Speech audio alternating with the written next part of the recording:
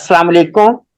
جی وعلیکم وعلیکم السلام۔ السلام ورحمۃ اللہ وبرکاتہ۔ جی ماشاءاللہ زبیر شبیر صاحب، ماشاءاللہ آج کا بھی سیشن بہت ہی خوبصورت الحمدللہ ہم دیکھ رہے ہیں اس وقت، اور ابتدائی الفاظ جو ہم نہیں سمجھ پا رہے تھے کہ کتاب اور قرآن کے حوالے سے آپ نے بہت اچھی اس کی تفصیل بتائی ہے، تو اسی حوالے سے میرے ذہن کے اندر اور ہمیشہ بہت سے لوگوں کے ذہن میں بھی یہ چیز آئی ہے کہ یہ کتاب اور قرآن جب حضور پاک صلی اللہ علیہ وآلہ وسلم پر نازل ہو رہا تھا تو اس وقت کہا جاتا ہے کہ اس کو درخت کی چھال پر، جانوروں کی کھال پر، اور جو بھی چیز اویلیبل ہوتی تھی وہاں پر یہ لکھ لیا جاتا تھا۔ تو سر اس کے بارے میں پھر بہت سی چیزیں جو ہیں وہ سامنے آ جاتی ہیں، کچھ چیز وہاں پر ریزرویشنز بھی آ جاتی ہیں۔ تو آج چونکہ یہ ہمارا ٹاپک بھی ہے قرآن اور کتاب، تو اس کے حوالے سے تھوڑا سا بتائیے گا جو میرا یہ سوال ہے۔ بہت شکریہ سر۔ جی محترم ڈاکٹر سہیل صاحب، میرے پیارے بھائی، اللہ آپ کو بہت سلامت رکھے۔ آپ کی آواز سن کے مجھے بڑی خوشی ہوتی ہے۔ اللہ آپ کو صحت و سلامتی عطا فرمائے۔ اور جو سوال آپ نے فرمایا ہے یہ بڑا ہی اہم ہے کہ نبی کریم صلی اللہ علیہ وسلم کے زمانے میں جو کہا جاتا ہے کہ جی وہ قرآن جو ہے وہ پتوں پر، ہڈیوں پر اور ان تمام تر چیزوں پر چھال جو ہوتی ہے وہ درخت کی، اس کے اوپر لکھا جاتا ہے۔ اب آپ ذرا جائیں ذرا تھوڑا سا پیچھے، حضرت سلیمان علیہ السلام کے زمانے میں، تو وہ ایک رسالہ لکھ رہے ہیں اور وہ رسالہ بھیج رہے ہیں۔ تو اگر وہاں پر رسائل کا آنا جانا، یعنی کہ کسی چیز کو پوسٹ کرنا، بھیجنا، اگر آپ سلیمان علیہ السلام یعنی ملکہ سبا کے زمانے میں دیکھ رہے ہیں تو رسول کریم صلی اللہ علیہ وسلم کا زمانہ تو بہت ماڈرن ہے، بہت ماشاءاللہ اس وقت تہذیب و تمدن بہت آگے تک جا چکا تھا۔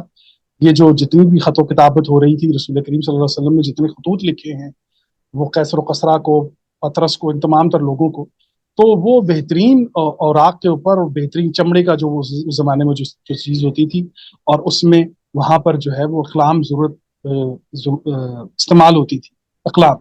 لیکن یہ جو ہمارے ہاں ہم لوگوں نے اس کو نا اس چیز کے ساتھ جوڑا ہے کہ نہیں، اس زمانے میں کوئی بھی ایسا پیپر نہیں تھا، کوئی ایسی بھی چیز نہیں تھی، بس لوگ جو نا ہڈیوں کے اوپر مجبوراً لکھ رہے تھے، پتوں کے اوپر مجبوراً لکھ رہے تھے، ان کے پاس اور کچھ تھا نہیں، ایسا نہیں ہے۔ آج بازار میں آپ جائیں تو چاول کے دانے پر ڈاکٹر سہیل لکھوا لیجیے، اس کا یہ مطلب تو نہیں ہوگا نا کہ میرے پاس پیپر یا پین نہیں ہے، کسی جگہ پہ ہمارے پاس لکھنے کے لیے نام، یہ چیزیں نہیں ہیں۔ اصل میں اس چیز کا تعلق اس زمانے کی محبت اور فن سے ہوتا ہے۔ اب جو خطاط جو ہیں، جو لکھنے والے ہیں، آپ دیکھیے وہ آیات کو کس قدر ان کی بناوٹ اور کس قدر اس کے اوپر محنت کرتے ہیں، اور یہ ایک فن ہے جو کہ پوری دنیا کے اندر، اور خاص طور پہ آپ جب مکہ جاتے ہیں، مدینہ جاتے ہیں، تو آپ دیکھیے دیواروں پر جو آیات لکھی جاتے ہیں تو بڑے بڑے خطاط کو بلایا جاتا ہے۔ اسی طریقے سے آپ راول پنڈی میں ایک بچی ہیں کہ جنہوں نے کپڑے پر قرآن کریم کو سوئی دھاگے کے ساتھ لکھا ہے، وہ بھی آپ دیکھیے۔ اب اس زمانے میں کہ جس زمانے میں اب انسان جو ہے وہ دوسرے سیاروں کی طرف جا رہا ہے، ستاروں کی طرف سفر کر رہا ہے، اسی طریقے سے اس زمانے میں بھی آج جو ہے ایک بچی جو ہے وہ کپڑے کے اوپر لکھ رہی ہے۔